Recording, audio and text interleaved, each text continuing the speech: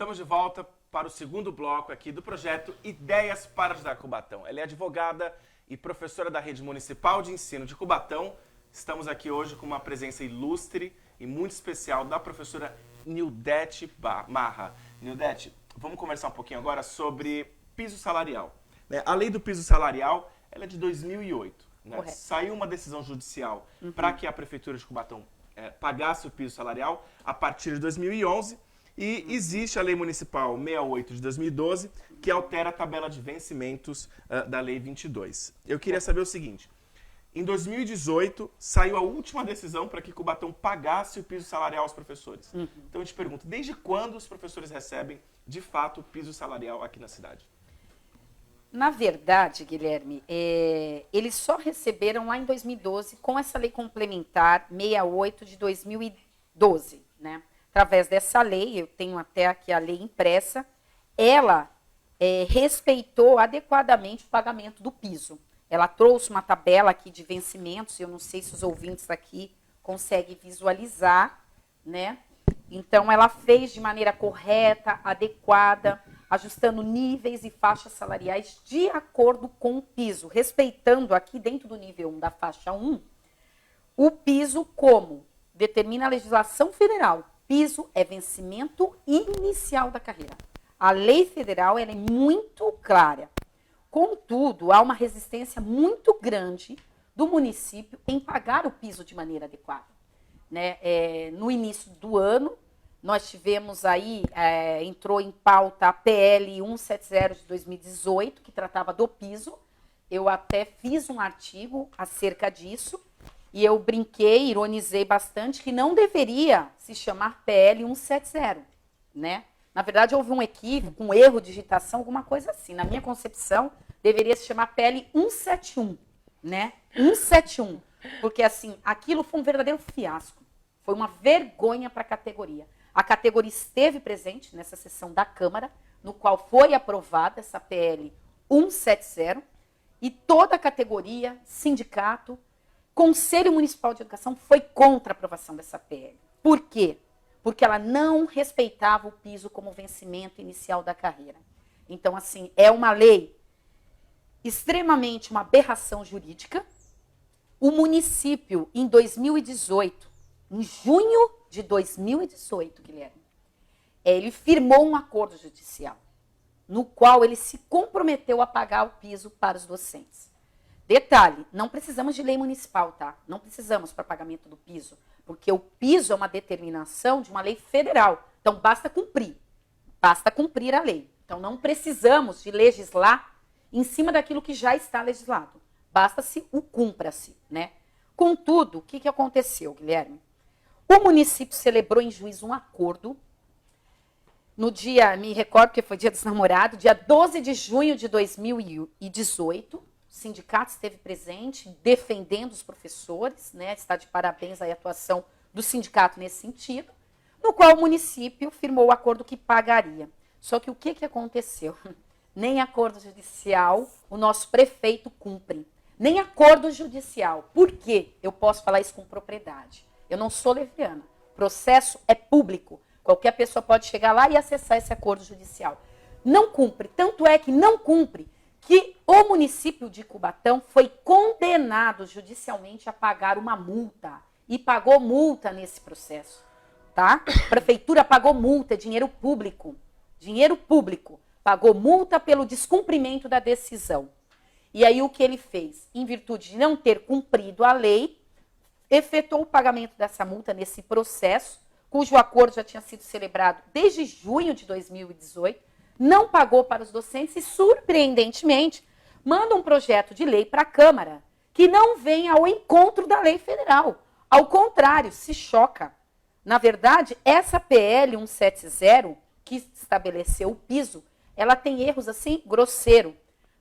Por isso, um vereador, ele propôs, né, através de uma emenda parlamentar, a supressão de um artigo no qual nós sabíamos que traria grandes prejuízos ao professorado. Só que, infelizmente, a Câmara de Cubatão, ela não aprovou essa emenda proposta pelo vereador, em que pese haver toda uma mobilização da categoria, tá? Foi a sessão do dia 6 de fevereiro de 2019, em prol da aprovação dessa emenda parlamentar.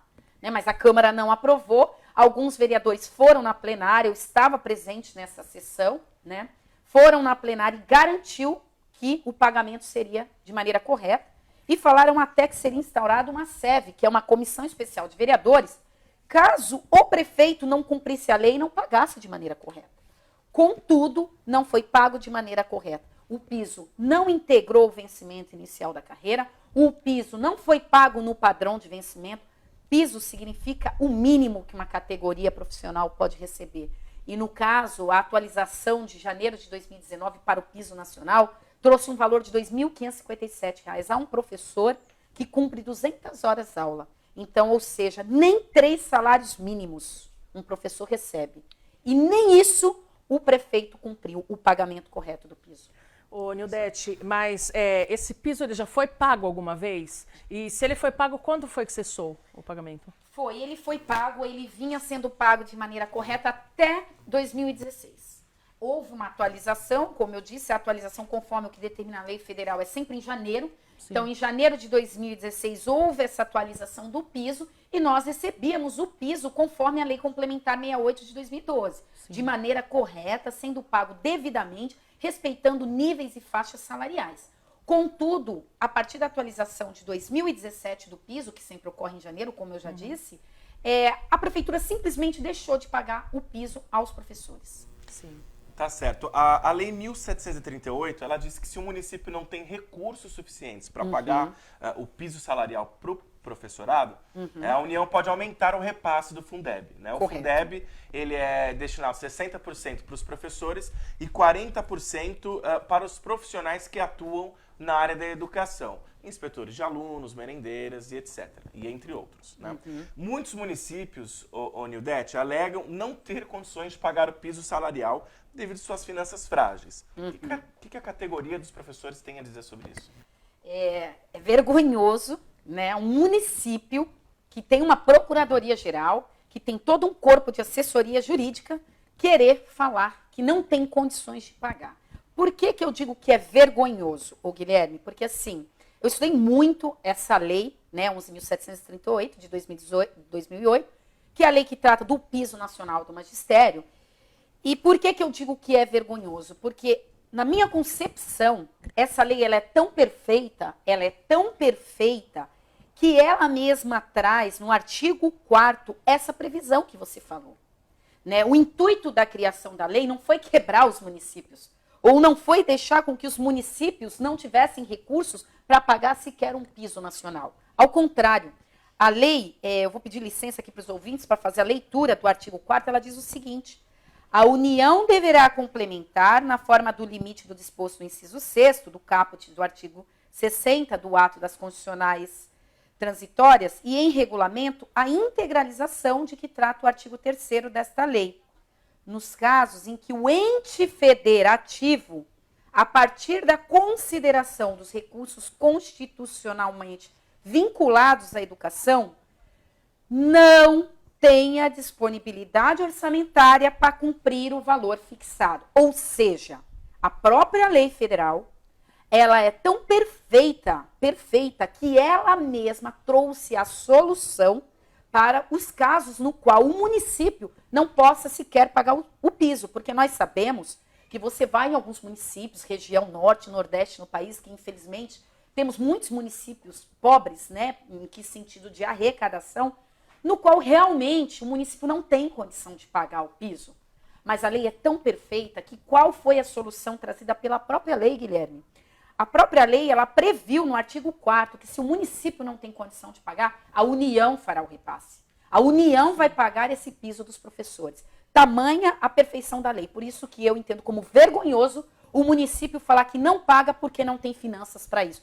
Se não tem problema nenhum. A União vai complementar e vai fazer o repasse para que seja pago aos professores o piso salarial. Certo. É isso aí, Nildete, muito bacana. Agora a gente vai entrar aqui falar sobre o abate-teto, né? Que os procuradores não serão mais submetidos, né, ao abate-teto, que foi a decisão que saiu no dia 28 de fevereiro de 2019, e o decreto saiu no dia 1º de março de 2019. Por meio de decreto, não pode mais alterar o vencimento. Você acha que determinadas castas, né, de servidores são mais privilegiados por não estar submetidos ao abate-teto constitucional? A minha opinião com relação a isso é o seguinte, direito é uma coisa, privilégio é outra, tá? Infelizmente, o prefeito municipal, ele não sabe distinguir o que é uma coisa ou outra, porque ele fala que o direito dos servidores são privilégios. Então, assim, é só consultar o dicionário que a gente vai ver uma diferença muito grande, o que é um direito, o que é um privilégio. Então, com relação a essas castas, como você citou, eu não entendo como um privilégio, eu entendo como um direito. Então, portanto, deve ser respeitado e não questionado. Por quê? Porque esse direito é previsto na Constituição Federal.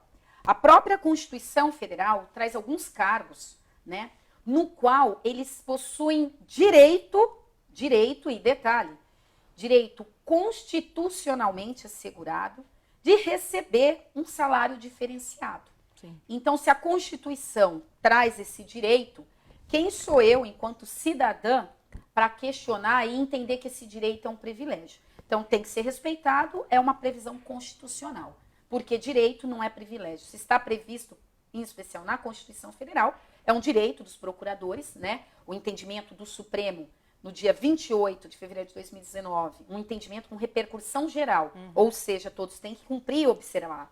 Foi no sentido de que essa previsão constitucional também seria extensível, né, aos procuradores municipais. Então, assim, o Supremo é a cúpula, né, do nosso Poder Judiciário brasileiro.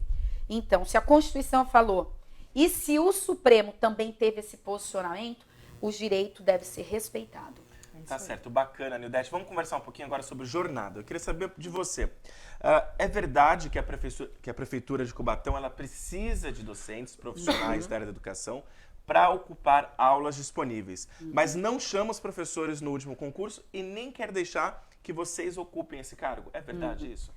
É verdade. Infelizmente, essa informação procede, né? Porque, volto a dizer, o prefeito entende que os professores ganham muito bem, né? E que a dobra, como a gente chama, que seria a ampliação de jornada, faria com que o professorado tivesse um salário muito alto, né? Infelizmente, esse é o posicionamento da administração, esse é o posicionamento do governo, e eu posso falar isso com toda a propriedade. Por quê? Porque ontem eu participei de uma audiência pública na Câmara, né? Onde se discutia a questão da educação inclusiva. Sim. E tal, eu estava lá.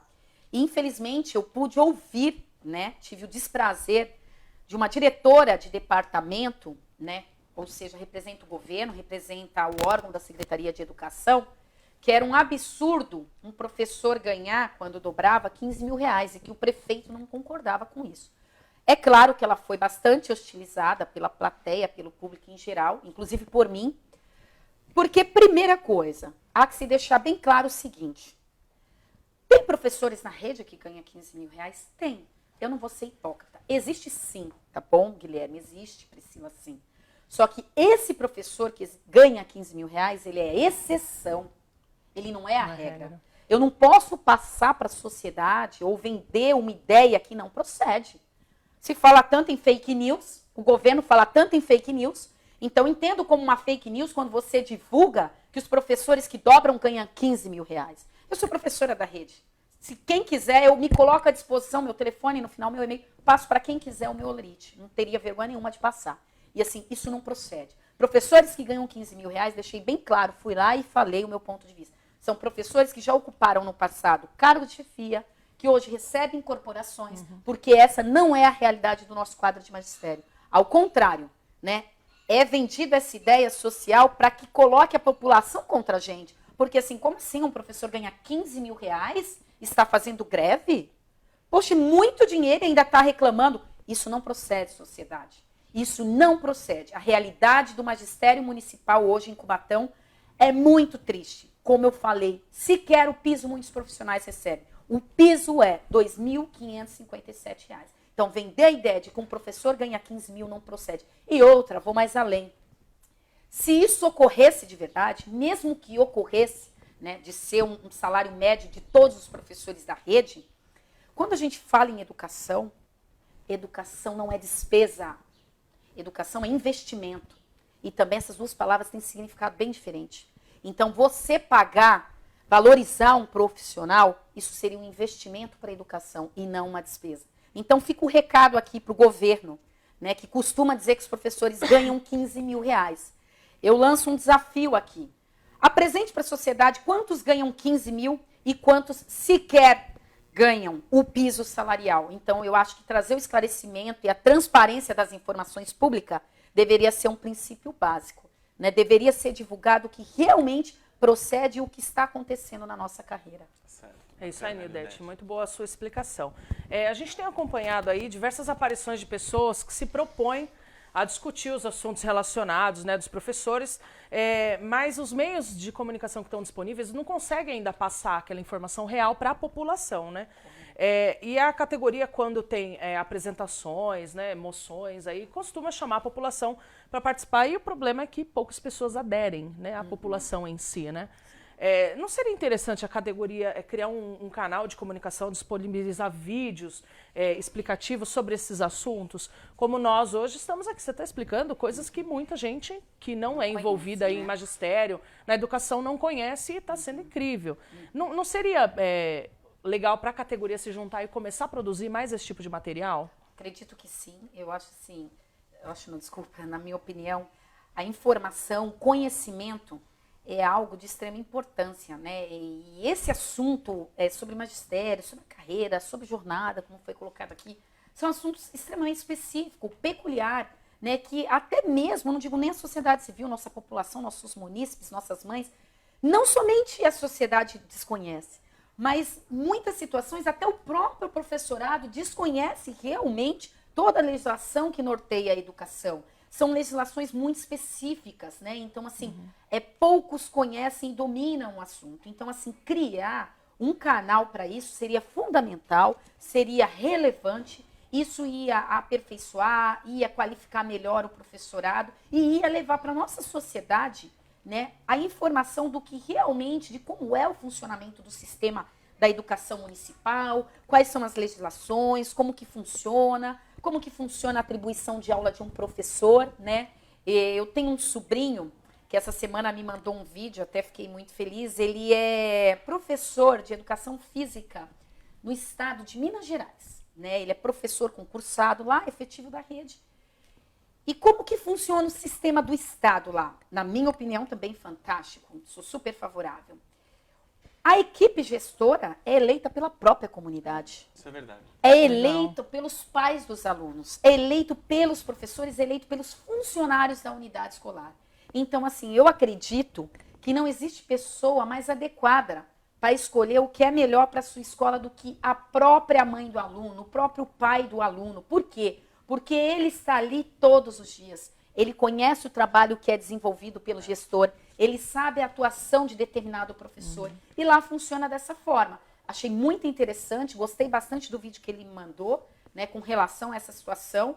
Né, fica até uma dica aqui para que se mude o estatuto aqui em Cubatão, para que se reveja isso, para que você coloque gestores no qual onde a própria comunidade escolar vote. Sim. Porque quando a gente fala de gestão democrática do ensino público, o que é democracia? É aquilo que é eleito, escolhido pelo povo. Então, seria muito interessante trazer essa pauta em discussões de audiência pública, em discussões com o sindicato, em discussões com o professorado. Eu entendo como muito relevante trazer, assim, vários assuntos diversos, ideias, para que possa melhorar nosso sistema de ensino e a qualidade de ensino para os nossos alunos. As ETECs, que são do estado de São Paulo, já funcionam dessa forma, né? Se não me engano. Isso é tão verdade que a minha prima é professora em Minas Gerais e foi eleita agora, reeleita, na verdade, diretora da escola. Parabéns. Isso é verdade.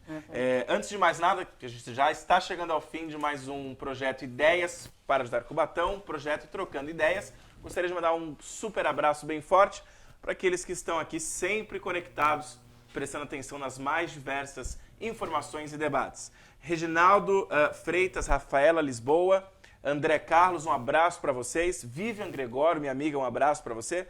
Davi ou David Vinícius e Lira Mendonça. Um grande abraço para vocês e muito obrigado pela audiência e pela participação.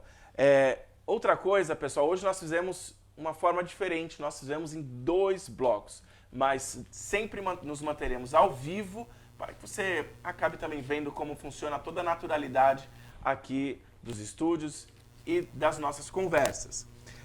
Eu não poderia terminar, Nildete, antes de te fazer essa última pergunta, né, que é, na verdade, a base do nosso projeto.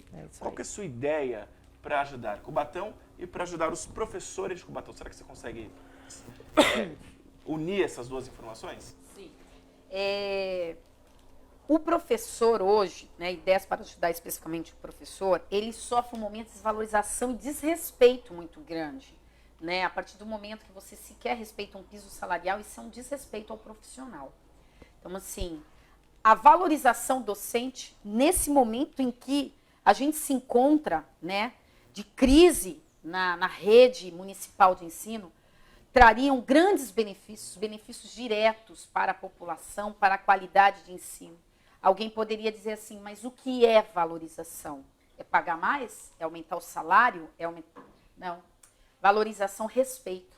É o respeito ao ser humano, porque se você não tiver respeito, você não deixa o profissional motivado.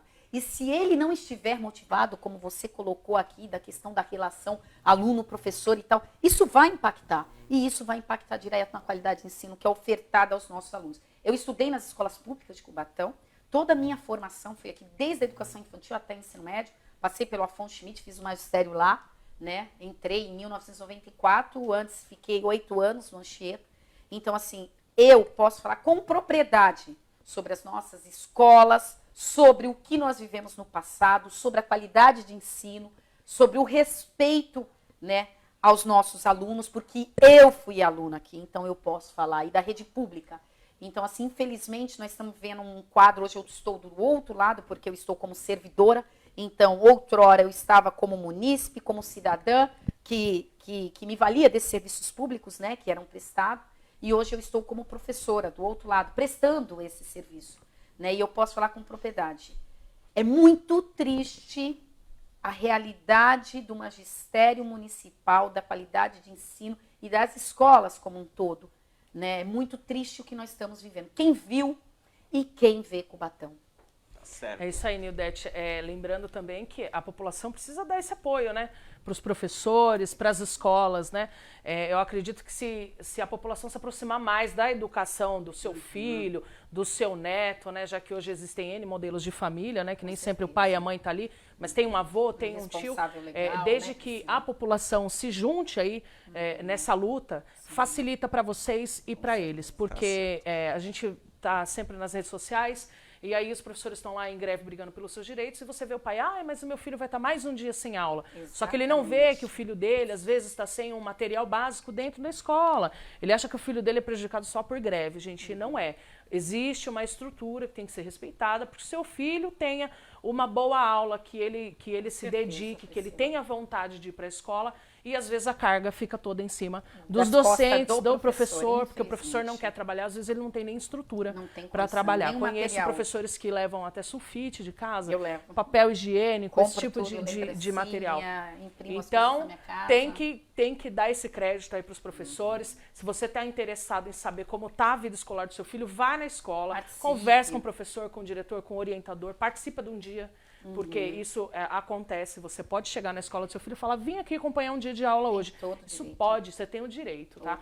Não pode depositar toda a carga aí só nos professores. Tá certo. Eu gostaria de quebrar um pouquinho o protocolo, conversar um pouquinho com vocês que estão acompanhando aqui, né, mais esse debate, essas informações muito bem explicadas pela professora Nildete. Vocês puderam perceber, em todas as nossas entrevistas nós fazemos ao vivo, sem cortes, né? Bom, salvas as exceções quando nós temos problemas técnicos no ponto de vista de conexão, mas foram raras as exceções. Como nós fazemos ao vivo, vocês podem perceber que nós seguimos um roteiro, para que haja um procedimento organizacional muito melhor para quem está nos assistindo. Tá? Então eu gostaria de dizer para vocês que aqui não tem aprendiz e jornalista, são 2 jornalistas fazendo um trabalho em prol de uma sociedade, principalmente aqui a cidade de Cubatão. E de graça, hein? Tem que lembrar que é de graça. Porque a informação nunca é demais, tá? E de graça. Então, o nosso único exclusivo intuito é de informar e de comunicar à população sobre a verdade, com muita isonomia e muita democracia. Eu digo democracia porque nós trazemos pessoas de diversas ideias e com muita divergência, mas também muita convergência. O jornalismo é isso, não é partidarizar, não é tomar partidos. O jornalismo é mostrar com muita isonomia e imparcialidade o que de fato é informação e trazer para a população de forma pública e notória. Então, eu queria deixar claro aqui, mais uma vez, que todo esse trabalho é feito de forma voluntária. A Nildete está aqui de forma voluntária, livre, espontânea Feriado. vontade. Feriado. É, o Feriado, né? feriado. Poder estar em casa. O famoso feriadão, É né? isso aí. Livre, espontânea vontade. Este é o jornalismo sério de muita isonomia. Não acreditem em informações falsas, em informações que denigram outras instituições. Porque quem quer se levanta por mérito e não por desfazer o trabalho dos outros. Muito obrigado pela atenção de vocês. Acaba agora mais um projeto Trocando Ideias e a gente espera que esse debate, essa conversa aqui, tenha sido de muita importância, de grande valia para quem nos assistiu. Uma boa tarde a todos. Gostaria mais uma vez de lembrar que todos os nossos vídeos, inclusive esses, estarão disponíveis na plataforma youtube.com/ideias para de dar Cubatão. Um grande abraço a vocês. Até mais. É isso aí, gente. Agradecer mais uma vez aqui a presença da Nildete, que veio aqui. Gente, olha, eu posso dizer sem dúvidas que foi uma das melhores entrevistas, mais esclarecedoras que nós tivemos, porque é um assunto específico que nem toda a população tem acesso. E trazer uma pessoa que entende é muito bacana. E você tem uma fala fácil, você foi bem didática. Muito obrigada pela presença, viu, Nildete? Eu que agradeço, porque é típico meu a questão de querer auxiliar as pessoas, principalmente num assunto que eu posso falar. Eu posso falar porque eu sou professora, tenho a formação jurídica também associada a isso e participo de tudo que está acontecendo. Sou bastante atuante no município com relação a essas questões. Então, no que eu puder colaborar para que nossa população tenha o conhecimento do que efetivamente está ocorrendo, eu me coloco aqui disponível, né, de todos. Quem quiser, eu posso deixar meu contato. E agradeço a oportunidade, a paciência dos ouvintes, né? Principalmente a paciência de vocês. E agradecer a todos aqui, a Priscila, o Guilherme, pela oportunidade de estar aqui. A gente fala isso, Nildete, porque como as pessoas veem que nós, de fato, temos um roteiro de perguntas, as pessoas podem achar que as perguntas são direcionadas, né? Ou seja, aquela famosa máxima de falar o que o povo quer ouvir. E não é.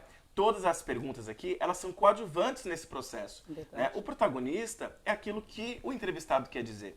Então eu queria deixar claro que todas as perguntas que estão aqui, eu imagino que pelo menos minimamente tenha, na verdade, chegado às expectativas do que a Nildete gostaria de ter falado e ter dado publicidade nisso tudo. Tá de parabéns à organização, né? Quando eu li o roteiro dos questionamentos, eu entendi como bastante relevante, porque, né, alguns aqui de total conhecimento, como eu coloquei, infelizmente, muitas vezes até para a própria categoria, Sim. que não tem algumas informações, porque são assuntos peculiares, assuntos de natureza jurídica, né? Então, assim, quando eu vi, eu falei assim, interessante, é uma pauta bastante focada nessa questão mesmo, relativa à educação do município, ao professorado, né, à jornada docente, enfim, a nossa realidade de trabalho, o nosso cotidiano. Tá certo, Nildete. Muito obrigado mesmo, de coração, pela sua vinda. Como a Priscila falou, foi uma entrevista hoje completamente dinâmica e explicativa, para que as pessoas consigam entender um pouco melhor a situação aqui no ponto de vista dos servidores do corpo docente aí da área da educação, que acontece aqui na nossa cidade. Muito obrigado pela atenção e as portas sempre estarão abertas para você. Ok, muito obrigada. É isso aí, gente. Até a próxima transmissão ao Tchau. vivo aqui do projeto Trocando Ideias. Tchau, tchau. Tchau, tchau. Bom dia a todos.